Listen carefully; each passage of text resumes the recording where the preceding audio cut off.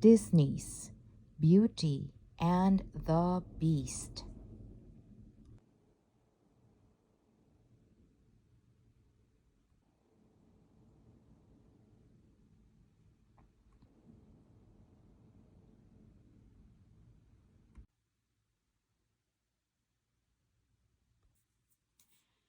Chapter 5. Now that Belle was locked in the tower, the beast had no idea what to do with her. He mumbled to himself, pacing back and forth beneath the tower stairs. After all these years, after I'd given up, what do I say to her? Lumiere watched him for a long time. He wanted so much for the beast to do the right thing. Maybe, just maybe, the beast could make Belle fall in love with him. And if he did, the spell would finally be broken. It was the only hope for Lumiere and for all the other servants to become human again. Gathering up his courage, Lumiere said, Master, since the girl is going to be with us for quite some time, perhaps you should offer her a more comfortable room." The beast growled, and Lumiere backed away in fright. Then, muttering again, the beast began to climb the tower stairs. He shuffled down the corridor to Belle's door and paused. Now it was his turn to gather up courage. When he opened the door, Belle was on the ground, her head in her hands. She looked up at him with tearful eyes. "I'll never see him again, and you didn't even let me say goodbye." The beast frowned. He hadn't seen this kind of behavior before. He didn't know people could care so much for one another. "I'll show you to your room," he growled. He walked back into the corridor, snatching up Lumiere in his thick hand. "My room?" Belle was confused. She thought the beast wanted to keep her in the tower.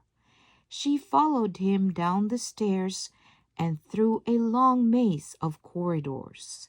They both remained silent until Lumiere could stand it no longer. "Say something to her," he whispered to the beast. The beast felt butterflies in his stomach. "I, hope you like it here," he finally said to Belle. Quickly he looked back at Lumiere for approval. Lumiere smiled. "Go on," he urged. "The castle's your home now, so you can go anywhere you like," the beast said. He thought a moment, then added, "except the west wing." "What's in?" Belle began to ask. Before she could finish, the beast whirled around angrily. "It's forbidden!" Lumiere groaned. The beast wasn't exactly charming Belle. They walked in silence again until they reached a large guest room. The beast opened the door and Belle walked in cautiously. "If you need anything, my servants will attend you," the beast said. "Invite her to dinner," Lumiere whispered to him. "Oh," the beast nodded, then turned back to Belle. "You'll, join me for dinner." But Belle wanted nothing to do with him. Silently, coldly, she pushed the door closed. But the beast stopped the door with his hand. There was fury in his eyes, the fury of a person who had never been disobeyed in his life. In a gruff, threatening voice, he said, "That's not a request." Belle slammed the door in his face. The beast snarled and stomped away. Lumiere sighed with frustration. This love affair was not getting off to a good start. Back in the village, in a noisy tavern, Gaston was doing what he did best, bragging. He was bragging about his hunting, about his eating, and about his drinking. He only stopped bragging once when the tavern door swung open with a loud whack.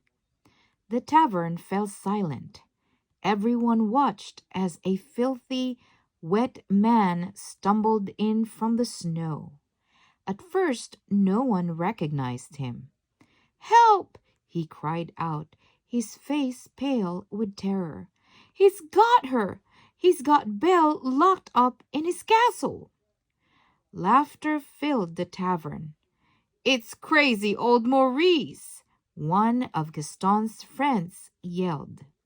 "Slow down, Maurice," Gaston said. "Who's got Belle locked up?" "A horrible, monstrous beast," Maurice replied. "You've got to help me." "All right, old man," Gaston said. "We'll help you."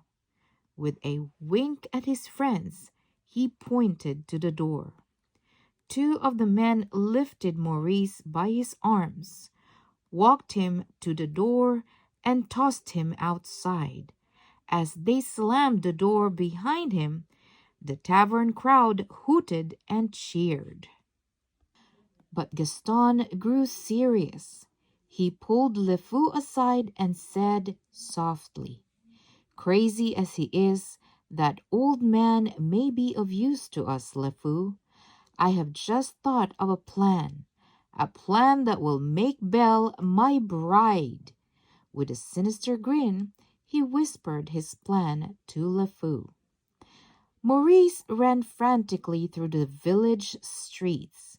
"Please help me!" he shouted to everyone he saw. "My daughter has been captured by a beast." Everyone ignored him. "Old Maurice has finally lost his marbles," they all thought as they walked away. As the snow continued, Maurice sank to his knees in the street. He raised his head upward and gave one last desperate cry. "Will no one help me?" But the only answer was a harsh, whistling wind. Maurice was all alone, and he knew poor Belle was doomed.